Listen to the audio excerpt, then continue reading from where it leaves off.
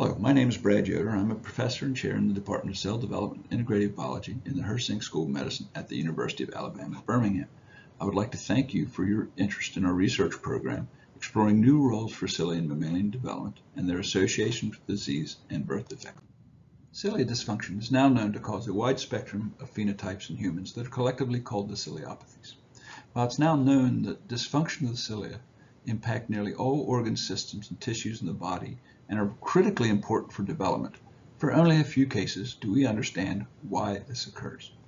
My group is trying to generate mouse and organoid models to mimic these human ciliopathy disorders, and then to use these models to define pathogenic mechanisms and search for possible treatments to these diseases.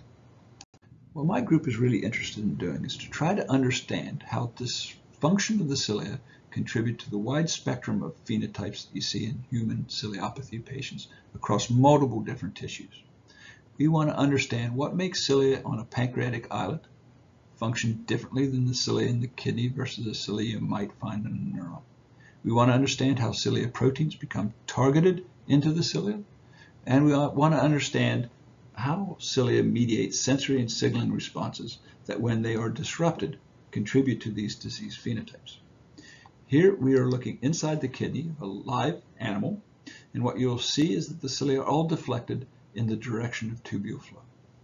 However, if you go in and you alter blood pressure or heart rate, the cilia respond very differently under those conditions than they do under normal physiological conditions.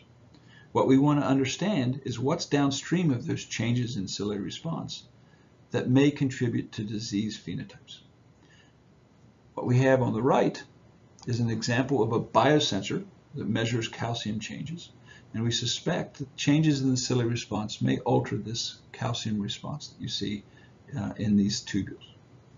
Ultimately, what we want to do is to define how changes in these downstream pathways, how loss of this function of the cilia leads to ciliopathy phenotypes that we see in our mouse models, and then use this to define pathways that are associated with ciliopathy disorders in humans.